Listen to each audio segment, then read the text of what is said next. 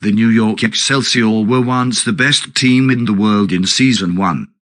They dominated the league before sadly falling short. But compared to now, when they couldn't even clinch a spot in the play-ins, they looked like gods. Today I'll be breaking down what caused the lack of success in the New York Excelsior. The first issue with the Excelsior is that they took a chance with too many rookies on their roster. Flora, Feather, Guang Buong and Friday were all rookies, and many of the other players had only limited experience with the league. Joe Nake was the only real person giving veteran experience and leadership to this squad.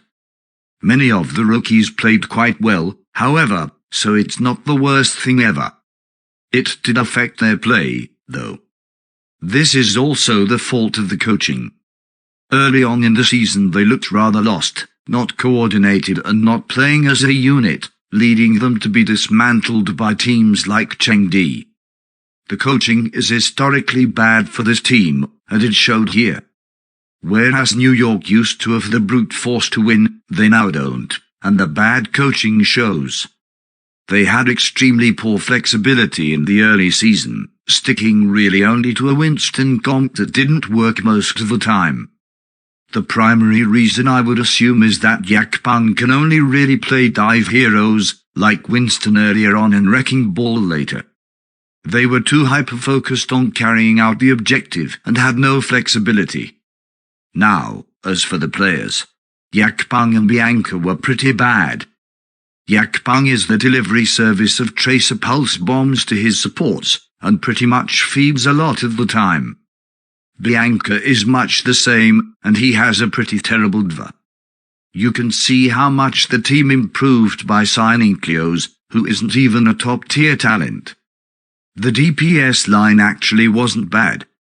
Flora was a breakout star who was borderline MVP status by the end of the season.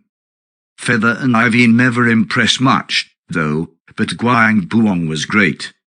There never was a really good support partner for Joe Nake, though.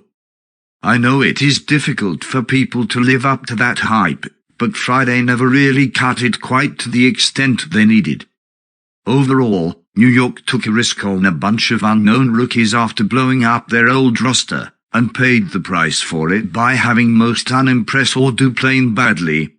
Partly due to poor coaching and partly due to a lack of talent.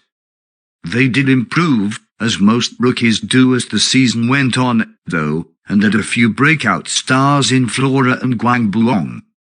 And I have to say, the Excelsior look quite promising next year in my opinion, with acquisitions of Flora, Kellen, Mai Unbong, Gangnamjin and Kaki making the team look like a potential danger. They're one to watch for sure. Thanks for watching, and remember to like and subscribe for more. I upload almost daily Overwatch League content, and I'm trying to hit 100 subs by Season 5, so any subscription helps greatly. Thanks.